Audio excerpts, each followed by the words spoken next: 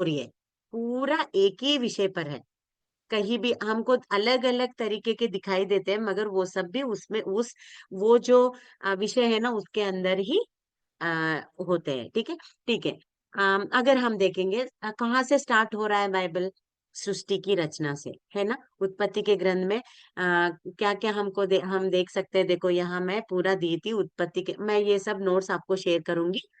ये देखो उत्पत्ति में हम क्या-क्या देख रहे हैं देखने से सृष्टि की रचना, परमेश्वर ने सृष्टि को कैसे बनाया और आदम और हव्वा को कैसे बनाया है हम देखते हैं। उसके बाद कैसे मनुष्य का पतन हो गया था। आदम और हव्वा फल खाने से कैसे वो गिर गए थे वो हम देख सकते हैं। उसके बाद देखो पतन प्रारंभ हो गया मनुष्य का, मगर फिर भी परमेश्वर ना वो ही टाइम पे जब पतन हुआ है, एक विषय अगर हम उत्पत्ति के ग्रंथ 3 अध्याय और 15 वचन अगर हम पढ़ेंगे, उसके पहले ही वो जो नहीं खाने के लिए बोलते हैं वो फल खा लेते हैं। तुरंत परमेश्वर उनको वहां से एदेन बगीचे से बाहर निकाल देते हैं। फिर भी उनके मन में क्या है पता है, परमेश्वर कितने प्यारे हैं। उन्होंने क्यों रचा है मनुष्य को? मेरे लिए, मेरे साथ वो रहेंगे करके मनुष्य को बनाया था ना। तो वो योजना जब नहीं हो रहा है तो उनके मन में बहुत दुख आ गया था, और तुरंत वो एक सोच रहे थे कि नहीं नहीं, फिर से इनको मुझे कैसे भी मेरे पास लाना है। इसीलिए 3:15, जेनेसिस 3:15, उत्पत्ति का ग्रंथ 3 अध्याय 15 वचन में क्या लिखते हैं पता है? फिर से कैसे ये मनुष्य मेरे मुझसे जुड़ेंगे। यीशु मसीह के बारे में एक छोटा भविष्यवाणी जो है वो हमको 3 अध्याय 15 वचन में, हम जब उत्पत्ति का ग्रंथ पढ़ रहे हैं ना तब मैं आपको अच्छे से समझाऊंगी वो। तो परमेश्वर की योजना तुरंत जब वो गिर गए थे, पतन हो गए थे, परमेश्वर के परमेश्वर की योजना भी वहां हम देख सकते हैं। वो योजना के अनुसार, मतलब अभी एक योजना परमेश्वर ने किया है, उसको करना है तो एक व्यक्ति तो चाहिए ना। अगर यीशु मसीह को इस दुनिया में लाना है तो एक व्यक्ति तो चाहिए ना। तो इसीलिए परमेश्वर देख रहे हैं कौन है करके, अगर दे नो नूह दिखाई दिया, उसके बाद शेम दिखाई दिया था उनको, ऐसे उनके उनके द्वारा अब्राहम को परमेश्वर ने चुना था। और उसके बाद अब्राहम के बाद उनके संतान जो है इसहाक को चुना था। उसके बाद याकूब के संतान मेन, क्योंकि परमेश्वर के योजना में कौन है? यहूदा का वंश आना चाहिए, और वो यहूदा का वंश से कौन आना है? यीशु मसीह आना है। तो यहूदा के वंश कहाँ से आएगा? याकूब के संतान में जो है ना 12 बच्चे हैं ना, उनके संतान में से ही यहूदा का भी गोत्र आना है। तो इसीलिए अब्राहम को चुने, उनके गर्भ से ना इसहाक, इब्राहिम भी है, मगर परमेश्वर ने किसको चुना है? इसहाक को चुना है। इसहाक के बाद किसको चुना है? याकूब। इसहाक के गर्भ से कौन-कौन है? याकूब और एसाव दोनों है। मगर परमेश्वर की योजना में जो है उनको ही लेके आ रहे हैं परमेश्वर। तो याकूब को चुना, और याकूब से उनके 12 गोत्र जो है ना, उनके 12 बच्चे उनको चुना है। उनमें से वो वैसे चल रहा है स्टोरी। उसके बाद देखने से हम याकूब के संतान में से यूसुफ का चुनावट हम देख सकते हैं उत्पत्ति के ग्रंथ में। पूरा 12 टू 13 चैप्टर्स हमको ये यूसुफ के बारे में ही दिखाई देते हैं। उनका चुनावट, वो कैसा जिया था और वो कैसे गुलामी में चले गया, और उसके बाद कैसे उनके पिताजी और उनके भाई को मिला, वो सब देखते हैं। और ये याकूब और उनके भाई, उनके फैमिलीज पूरे कैसे मिस्र देश चले गए। ये ऐसे पूरा पढ़ने के बाद मुझे समझ में आया। पहले सोचती थी ना, मैं पहले बताई थी ना, उनको किसने बोला मिस्र देश में जाने के लिए और वहां से रोने के लिए कि परमेश्वर हमको बचाओ छुड़ाओ करके। मगर ये जब पढ़ी थी ना मुझे तब समझ में आया, ओके, इसीलिए वो मिस्र देश गए। यूसुफ के टाइम पे वो मिस्र देश को गए और सेटल होने के लिए। तब पूरा अच्छा था, मगर 400 साल के बाद एक फरो आया। वो कौन है? जो यूसुफ को नहीं जानता है, ठीक है? वो हम कहाँ देख सकते हैं? निर्गमन के पहले अध्याय में देख सकते हैं। मतलब उत्पत्ति और निर्गमन के बीच में कितने साल का फर्क है? 400 साल का फर्क है। तो ये उत्पत्ति में ये सब मैंने जो बोला है ना, सृष्टि की रचना, मानव की रचना और मानव का पतन, उसके बाद परमेश्वर की योजना, वो योजना पूरा करने के लिए अब्राहम, इसहाक, याकूब, याकूब के बाद में यूसुफ को चुना, क्योंकि मिस्र देश जाना है वो भी एक वादा में है, परमेश्वर जो अब्राहम को वादा देते हैं ना, उसमें है वो भी। इसीलिए वो मिस्र देश जाना भी परमेश्वर की योजना में है। तो वो सब हम उत्पत्ति के ग्रंथ में देखते हैं। देखो स्टोरी मतलब वो विषय कैसा आ रहा है, देखो वो मिस्र देश में चले जाने तक हम ये उत्पत्ति में देख सकते हैं। उसके बाद निर्गमन में मिस्र देश में वो उनको बहुत गुलामी में बहुत सताया गया है। और तब वो रोते हैं, हमको यहाँ से छुड़ाओ परमेश्वर करके। तब मूसा को परमेश्वर उठाते हैं और वहां से बाहर लेके आते हैं। मतलब वादा पूरा करने के लिए परमेश्वर ये सब किए थे। क्योंकि अब्राहम को बोलते हैं, मैं वो वहां 413 साल वहां रहने के बाद वो बाहर आएंगे करके। इसीलिए परमेश्वर वो वादा यहाँ पूरा करते हैं, मूसा के द्वारा सब लोगों को, इसराइल लोगों को मिस्र देश से बाहर लेके आते हैं। वो निर्गमन, पूरा एक्सोडस में हम वही देखते हैं। उसके बाद निर्गमन से लेकर, यहाँ देखो मैं एरो भी लगाई थी, निर्गमन से लेकर व्यवस्था विवरण तक दिखाई दे रहा है ना, मैं यहाँ एरो लगा के दिखाई ना। निर्गमन से लेकर व्यवस्था विवरण मतलब एक्सोडस से लेकर ड्यूट्रोनॉमी तक हमको क्या क्या दिखाई देता है? मिस्र देश से वो बाहर आना और वादा किया हुआ कनान देश में पहुंचना। ठीक है। तो ये सब विषय, जंगल में क्या हुआ और मूसा के नेतृत्व में क्या हुआ, मूसा मर जाने के बाद यहोशू के नेतृत्व में क्या हुआ, बाद में ये यहाँ तक हमको पूरा कहाँ दिखाई देता है? व्यवस्था विवरण और यहोशू के ग्रंथ में। उसके बाद वो चले गए कहाँ? जंगल का यात्रा हो गया। वो सब हम डिटेल में, वो जब पुस्तक हम पढ़ते हैं ना, तब मैं बोलूंगी, जस्ट आउटलाइन दे रही हूँ मैं बाइबल का। तो उसके बाद वहां पहुंच गए, वादा किया हुआ देश के कौन सा है? कनान। उसमें पहुंच गए। और उसके बाद परमेश्वर क्या सोचते हैं, ये लोग एक एक बहुत दुष्ट काम कर रहे हैं, इसीलिए इनके लिए मुझे क्या करना है? एक न्यायियों को नियुक्त करना है। सो न्यायियों का नियुक्ति, ये सब हमको न्यायियों के पुस्तक जजेस, बुक ऑफ जजेस में कैसे 11 से लेकर 13 न्यायी लोग जजेस हमको दिखाई देते हैं वहां। वो लोगों ने क्या किया, इनका क्या है, वो सब हम वहां देख सकते हैं। उसके बाद न्यायियों का हो गया, फिर भी वो लोग सुधर रहे नहीं, बहुत गलत काम कर रहे थे। और एक बार क्या करते हैं पता है? वो लोग आके, जब समूएल था राजा, वो एक भविष्य वक्ता था, उसके पास आके पूछते थे, सब लोगों को तो राजा है, हमारे लिए राजा ने, हमको भी राजा चाहिए। अभी तक कैसा था? जब से मिस्र देश से बाहर आए अभी तक, वादा किया हुआ देश तक जब तक वो आए थे ना, परमेश्वर उनको ना एक पिता के समान उनको चलाया था जंगल में। फिर भी वो सब भूल जाते हैं और बोलते हैं उन सबको वो है, राजा है, उनको राजा है, हमारे लिए राजा ने, हमको भी राजा चाहिए। तो परमेश्वर बहुत दुख होते हैं, फिर भी उनके आशा के अनुसार उनको राजा दे देते हैं। वो हम कहाँ से कहाँ तक ना देखो, पहले शमूएल के ग्रंथ से दूसरे इतिहास मतलब फर्स्ट सैमुअल से लेकर, first Samuel, second Samuel, first Kings, second Kings, first Chronicle, second chronicles, दूसरे इतिहास के पुस्तक तक, पहले शमूएल से लेकर दूसरे इतिहास मतलब सेकंड क्रॉनिकल्स, पूरे 6 बुक्स में इनके बारे में लिखा रहता है कि उन्होंने राजा चाहिए करके पूछा, परमेश्वर ने उनके लिए शाऊल नामक राजा को चुना। उसके बाद शाऊल के मतलब दुष्ट कामों के कारण दावीद को परमेश्वर ने चुना। उसके बाद सलोमोन को परमेश्वर ने चुना। ये सब मिलके कर रहे थे। मगर बाद में संयुक्त मतलब एक ही राजा था, मगर सलोमोन के बाद उसके पाप के कारण, उसके दुष्टता के कारण परमेश्वर ना राज्य को दो कर देता है, विभाजित राज्य। वहां वो सब हमको दिखाई देता है सॉलमन किंग, सॉलमन के बाद। वैसे यहाँ 20 राजा रहते हैं, इजराइल देश एक, वो हम चार्ट में देखने से आपको अच्छे से खाना पता खाना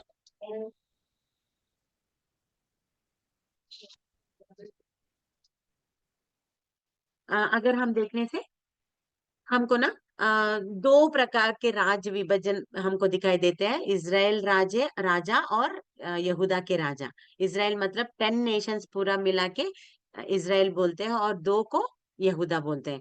तो ऐसे दो दो, यहाँ 20 लोग राजा रहते हैं, उधर 20 लोग, वो सब मैं बताऊंगी आपको। वैसे राजाओं का पालन होता है। उसके बाद फिर भी परमेश्वर उनको राजा चाहिए तो राजा दे दिए, फिर भी क्या करते हैं पता है, वो राजा भी इज़राइल लोगों को और भी पाप करने के लिए आगे बढ़ाते हैं। उनके पाप के कारण परमेश्वर क्या करते हैं पता है? उनको ना अश्शूर राजाओं के हाथ में गुलामी जैसे बेच देते हैं, और यहूदा को बबीलोन राजा के मतलब राज्य के गुलामी जैसे बेच देते। कितने साल? 70 साल। 70 इयर्स। वो भी एक भविष्यवाणी है उसके बारे में भी, दानियल के पुस्तक में हम देख सकते हैं। तो उनके पापों के अनुसार, यानी तो उनके दुष्टता के अनुसार वो बात बिल्कुल नहीं सुन रहे थे इज़राइल लोग और यहूदा के लोग। इसलिए परमेश्वर ने क्या किया, उनको गुलामी पे मतलब सताने के लिए बाबिलोन राजा को और अश्शूर राजा को उन्होंने आज्ञा दे दिया था। वैसे वो 70 साल उनके गुलामी के अंदर थे। फिर भी परमेश्वर प्यारे है ना, कि नहीं, मेरे लोग हैं। इसराइल को परमेश्वर क्या बोलते थे पता है? उत्पत्ति से लेकर, क्यों अब्राहम को इतना प्यार करते थे और उनको बोलते थे मेरा ये फ्रेंड है, मेरा फ्रेंड है। इसीलिए उनके कारण इन सबको कितना प्यार करते थे। मेरे लोग कितना भी दुष्टता में है, ये नहीं तो कितना भी पाप करने दो, वो हमेशा बोलते थे परमेश्वर की ये मेरे लोग हैं, इसराइल लोग मेरे लोग हैं। इसीलिए फिर से उनके ऊपर जो प्यार है ना, उसके कारण 70 साल उनको गुलामी में बेच दिया। फिर भी परमेश्वर ना भविष्य वक्ताओं के पुस्तक हम आइजया, जरमया और एहेजकेल, दानियल, या नहीं तो और बहुत सारे पुस्तक है ना, मीका, नहूम, ये सब है ना, वो सब में भविष्यवाणी बोलते हैं कि तुम लोग 70 साल के बाद आ जाओगे। तुम्हारे लिए सिर्फ यही नहीं, मैं ना मैसेया को भेजने वाला हूँ।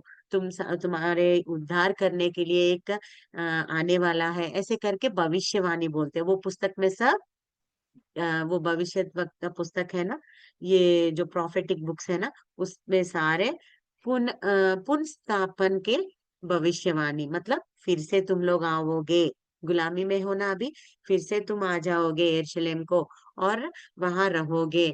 बाद में मैं आप सबके उद्धार करने के लिए यीशु मसीह को, मैसिया को भेजने वाला हूँ। वो कुमारी के गर्भ पे पैदा होने वाले, ये सब भविष्यवाणी कहाँ से बोल रहे थे? ये जो प्रोफेटिक बुक्स है ना, उन सब में हम देख सकते हैं। वो क्या क्या प्रोफेसी दिए है वो भी मैं आपको समझाऊंगी। ठीक है। उसके बाद परमेश्वर एक बार वादा दिया तो क्या होता है, वो पूरा करते ही है, वो भूलते नहीं है। मनुष्य तो भूल जाते, एक बार वादा किया तो दूसरे दिन उनको याद नहीं रहता है, थोड़े साल चले गया तो। मगर परमेश्वर एक बार कभी भी कुछ वादा दिए ना, हमेशा के लिए, चाहे 100 साल जाने दो, 400 साल जाने दो, कुछ भी हो, हजारों साल जाने दो, परमेश्वर वो वादा को याद करते हैं। ऐसे ही उनको याद किया था।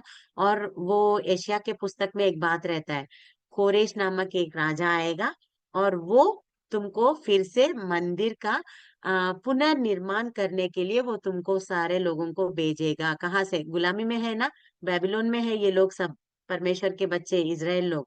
तो उनको क्या बोलते हैं, कोरेश तब की पैदा भी नहीं हुआ था। फिर भी बहुत साल पहले परमेश्वर ने यशायाह के पुस्तक में भविष्यवाणी बोला था। आखिरी अध्याय में हमको दिखाई देता है वो, कि कोरेश नामक एक राजा को मैं उठा रहा हूँ, वो तुमको मंदिर का निर्माण करने के लिए फिर से तुम लोगों को भेजेगा करके। वो कब पूरा हुआ पता है? वो यशायाह का पुस्तक लिखने के बाद बहुत साल के बाद ये सब उनका 70 इयर्स पूरा हो गया। तब परमेश्वर एक निर्णय काल आने के बाद, परमेश्वर कभी भी ना अरे ये लोग सब रो रहे हैं ऐसे करके जो करना चाहते हैं किस काल में वो छोड़ के नहीं करते हैं। निर्णय काल एक रहता है परमेश्वर का, जो वादा देने का टाइम रहता है ना, वो ही टाइम पर वो करते हैं काम। उन्होंने क्या बोला था, 70 साल बोला था ना, तो उससे पहले बहुत सारे लोग रो रहे थे हमको हमारे देश लेके चले जाओ, हम ये गुलामी में नहीं रह सकते। फिर भी नहीं, वो टाइम पूरा होना है। काल पूरा नहीं हुआ तो मैं कुछ नहीं करने वाला, क्योंकि उनको सिखाना चाहते हैं, बहुत विषय उन्होंने सिखाया, वो हम देखेंगे। तो वो समय हो गया, 70 इयर्स बाद में कोरेश नामक एक राजा पैदा होता है।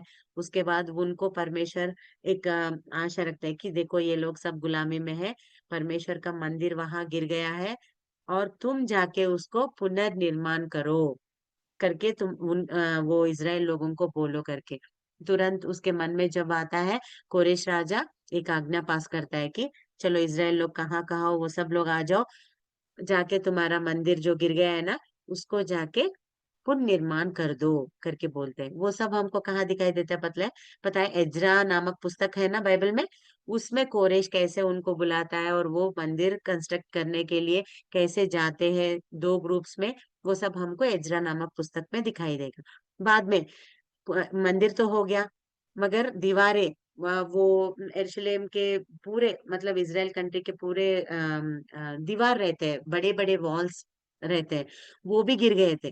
तो नेहमिया को एक बार वो बात पता चलता है, तो वो जब राजा का आज्ञा लेकर वो भी दीवारों का पुनर्निर्माण करने के लिए वो भी फिर से थोड़े लोगों को ले वो थर्ड ग्रुप जाता है। फर्स्ट जेरुब्बाबेल ग्रुप, एजरा ग्रुप, तीसरा नेहमिया।